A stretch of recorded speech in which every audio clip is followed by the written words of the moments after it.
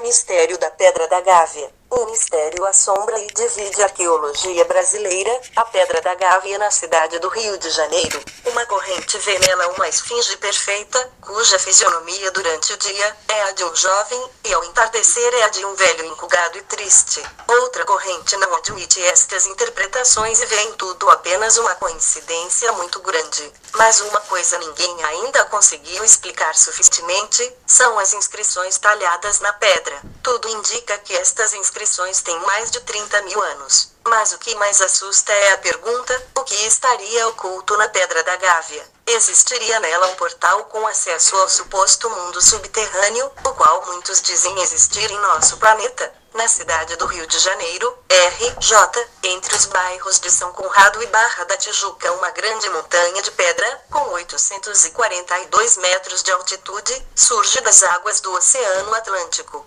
Seu nome? Pedra da Gávea. Coordenadas: GPS, latitude e longitude 23,010, 73 segundos, 4.317,831 W. Sua parte superior tem a forma de uma gávea, muito comum nas antigas caravelas. Devido a essa semelhança, a pedra foi batizada pelos portugueses como a Pedra da Gávea. Um observador mais atento notará que esta parte superior da pedra, vista do Leblon, se assemelha a um sarcófago egípcio. O batismo dessa montanha rochosa como a Pedra da Gávea remonta à épica expedição do capitão português Gaspar de Lemos, iniciada em 1501, de que participou igualmente Américo Vespúcio, e na qual também o Rio de Janeiro recebeu sua denominação. Foi a primeira montanha carioca a ser batizada com um nome em português, após ter sido avistada, no primeiro dia de janeiro de 1502 pelos seus marujos, que reconheceram em sua silhueta o formato de um cesto de gávea, dando origem ao termo usado para toda a região da Gávea Pequena e para o atual bairro da Gávea.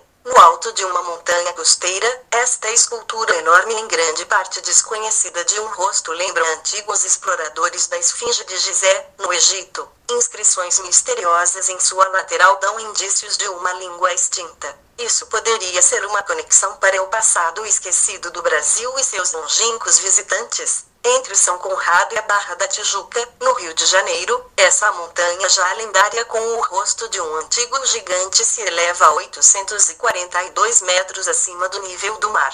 Quando o Brasil foi descoberto, exploradores portugueses deram à rocha o nome de Pedra da Gávea, porque era como um observatório perfeito para as recém-chegadas caravelas portuguesas, as embarcações utilizadas por eles para cruzar o oceano e chegar ao continente sul-americano. Mas a Pedra da Gávea, uma enorme rocha cercada por vegetação nativa exuberante, tem atraído tanto a atenção do público assim como de pesquisadores e historiadores ao longo dos séculos. Sua face parece uma figura esculpida, e existem inscrições antigas em um de seus lados que não poderiam ter sido feitas pela natureza. As origens dessas esculturas foram discutidas ao longo dos anos, mas ninguém ainda pode provar quem as fez e por quê. A teoria de uma tumba fenícia.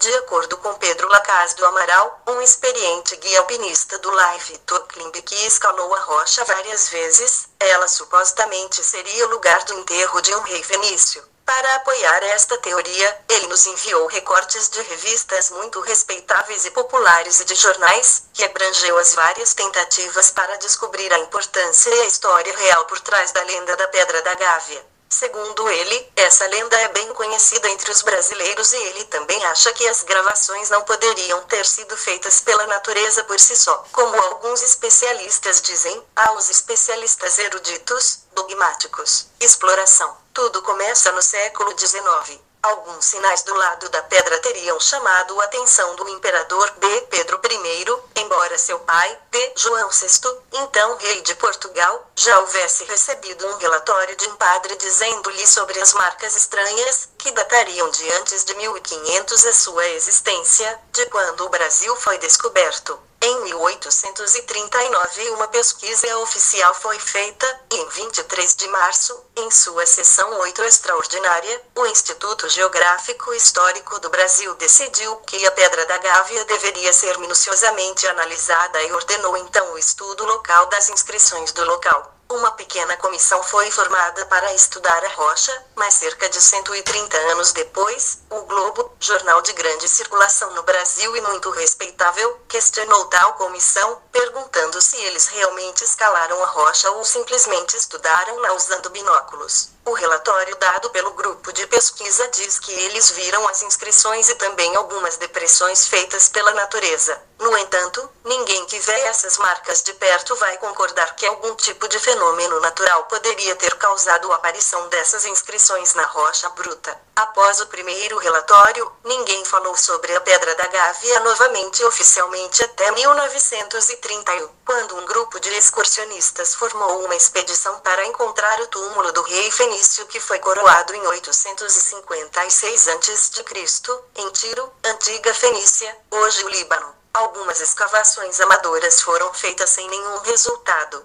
2 anos depois, em 1933, um clube de alpinistas do Rio de Janeiro organizou uma grande expedição com 85 alpinistas, que contou com a participação do professor Alfredo dos Anjos, um historiador que deu uma palestra em loco sobre a cabeça do imperador e as suas possíveis origens. Em 20 de janeiro de 1937, aquele mesmo clube organizou outra expedição, desta vez com um maior número de participantes, com o objetivo de explorar a face e os olhos da cabeça de cima para baixo, usando cordas. Essa foi a primeira vez que alguém explorou aquela parte da rocha depois dos fenícios, se a lenda for verdadeira. Em 1946, de acordo com um artigo escrito em 1956, o Centro de Excursionistas Brasileiros conquistaram a orelha direita da cabeça, que está localizada em uma inclinação de 80 graus do solo e em um lugar muito difícil de alcançar.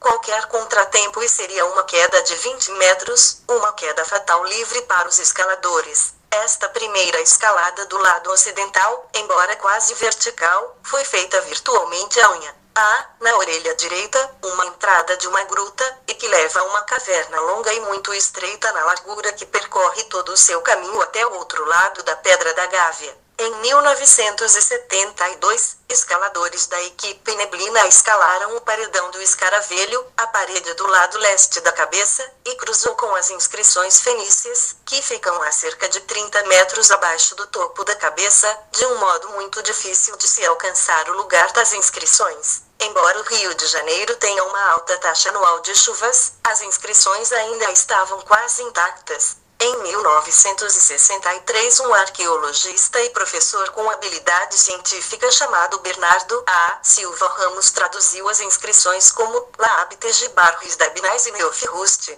lido da direita para a esquerda, assim como no árabe, sânscrito e no hebreu atual se lê da direita para a esquerda, Tizurfoenisiam Badizir Rabjetibal, que traduzido significa Tirufoenisia Badezir primogênito de Jetibal. Mas alguns fatos que levaram a muitas histórias sobre a rocha.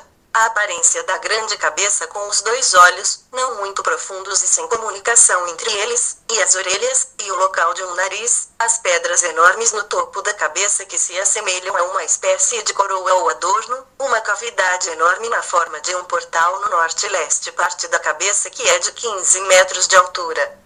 7 metros de largura e 2 metros de profundidade, um observatório na parte sudeste como um dolmen, contendo algumas gravuras, um ponto culminante como uma pequena pirâmide feita de um único bloco de pedra no topo da cabeça, as famosas e controversas inscrições no lado da rocha, algumas outras inscrições pequenas se assemelham a cobras, raios de sol e localizados em todo o topo da montanha, o local de um suposto nariz, que teria caído há muito tempo. Roldão Pires Brandão, o presidente da Associação Brasileira de Espeleologia e Pesquisa Arqueológica no Rio e um dos muitos fãs da pedra declarou, é uma esfinge gravada em granito pelos fenícios, que tem a cara de um homem e o corpo de um animal deitado. A cauda deve ter caído por causa da ação do tempo. A rocha, vista de longe, tem a grandeza dos monumentos faraônicos e reproduz, em um de seus lados, a face severa de um patriarca. Sabe-se hoje como um fato histórico documentado que em torno de 856 a.C., Badezir ocupou o lugar do seu pai no trono de Tiro, na Fenícia, hoje o Líbano. Seria a Pedra da Gávea o túmulo deste rei? Outros sítios arqueológicos foram encontrados em Niterói, Campos e Tijuca que sugerem que os fenícios de fato, há cerca de 3.000 anos atrás, passaram por esta região.